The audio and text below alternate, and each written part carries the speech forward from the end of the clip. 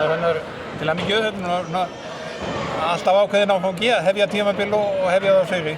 Já, algjörlega. Ég meina við fórum alveg inn í leik til að vinna og bara gott bikar í boði og bara geggjað að vinna. Og svona, þetta er náttúrulega áfangi á lengri leið hjá okkur, þið eru að fara í Evrópukeppni eftir rúma viku.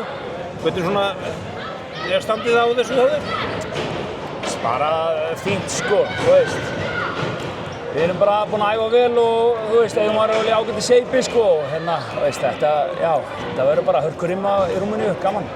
Og og svona þessi hópur sem er hérna, þetta er keppnishópurinn, það vantar ekki mikið upp á hann eða hvað? Nei, það vantar Starra og Sveinandri inn í þetta og þeir Starri verður örugglega með í Rúmeníu en ekki Sveinandri, þannig að þú veist, þetta er hópurinn og bara við erum bara klárir í slaginn.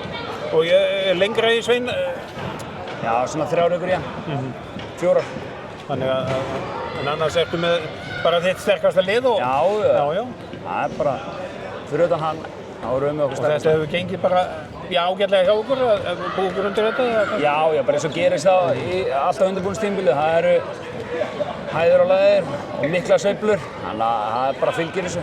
En svona þessi rúma vika fram að leiknum út í Rúmeníu, spilið þið eitthvað meira eða, nei? Bara þetta duga? Tökum æfingu á morgun og hinn og svo bara svo fyrir við bara út á aðfarnótt miðvikudags og æfum tvisvar úti. Þannig að þetta verður löng ferð, 5 daga ferð.